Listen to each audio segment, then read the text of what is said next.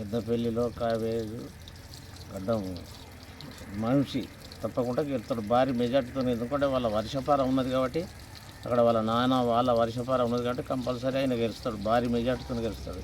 ఇక్కడ కావేరి గెలుస్తుంది, ఇక్కడ వరంగల్లో కూడా.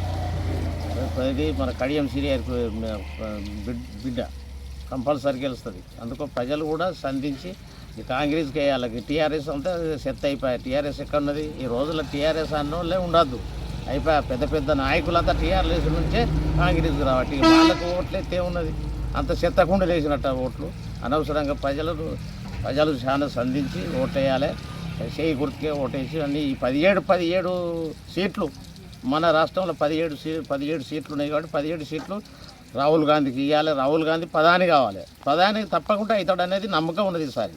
అప్పుడు కాంగ్రెస్, నేను ఒకప్పుడు అన్నా కాంగ్రెస్ కూడా ముఖ్యమంత్రి చేస్తాడు అన్నది, కాంగ్రెస్ ముఖ్యమంత్రి చేస్తాడు. ఈసారి రాహుల్ గాంధీ కూడా కాంగ్రెస్ ప్రధాని చేస్తాడనేది కంపల్సరీ నాకు నాకు అనుభవం ఉన్నది. నా అనుభవం ప్రకారంగా చెప్తున్నా, కాంగ్రెస్ పార్టీ ఖచ్చితంగా గెలుస్తుంది అనేది నాకు అనుభవం. పెద్దపల్లి ఎవరు గెలుస్తారు అనుకుంటారు? మన వెంకటస్వామి మనవడు కంపల్సరీ గెలుస్తాడు.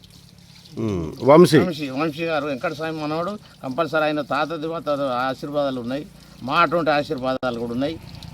అక్కడ శ్రీధర్ బాబు వాళ్ళంతా బాగా హడావుడిగా చేస్తారు. వాళ్ళు పెద్ద నాయకులు ఉన్నారు, పెద్ద నాయకులు బాగా చేస్తారు. శ్రీధర్ బాబు అయింది, వెంకటస్వామి కొడుకు అయింది, వాళ్ళు పక్కాలు గెలిపిస్తారు వాళ్ళు. ఇక్కడ కూడా వరంగల్లో కూడా కంపల్సరీ మన కొండ సూర్యక, సీతక్క, ఆ నుంచి పోతే మన గండ్ర సత్యాన, వీళ్ళందరూ కలిసి మేమందరం కలిసి కూడా గెలిపిస్తాం. కంపల్సరీ గెలుస్తుంది, భారీ మెజార్టీతో గెలుస్తుంది. కావ్య భారీ మెజార్టీతో గెలుస్తుంది. పెద్దపల్లి కూడా భారీ మెజార్టీతో గెలుస్తుంది. 17 సీట్లు కంపల్సరీ గెలుస్తుంది రాష్ట్రం.